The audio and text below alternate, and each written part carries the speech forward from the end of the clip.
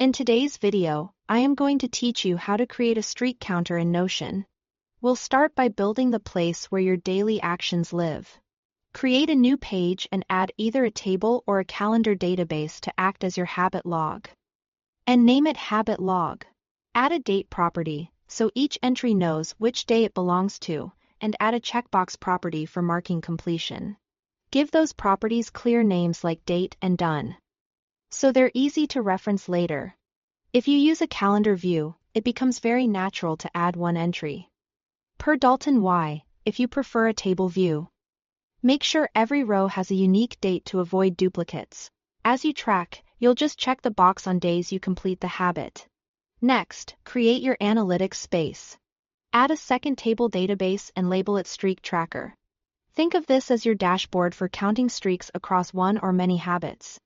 You can track different habits as separate rows here, while the habit log remains the master list of daily entries. Now, connect the two. In Streak Tracker, add a relation property and link it to habit log. This relation allows each streak row to point to the exact days it should consider. If prompted, you can choose to show the relation on both databases, which can make navigation easier. Add your first streak row.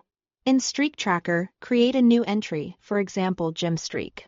In its relation property, link all the relevant daily entries from habit log that belong to this habit. Typically, that means linking the dates where you marked the checkbox as complete.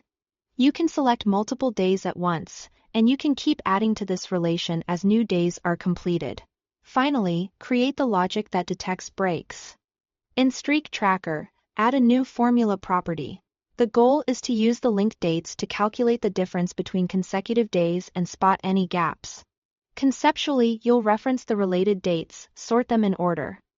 Then compare each date with the one before it. If the gap between two neighboring dates is more than 1 day, if all gaps are 0 or 1 day, the streak continues. Many people implement this by referencing the related date values, sorting them, and using date difference checks to return the count of consecutive days up to the most recent entry. Name this formula something like current streak, so it's always visible at a glance. That's it.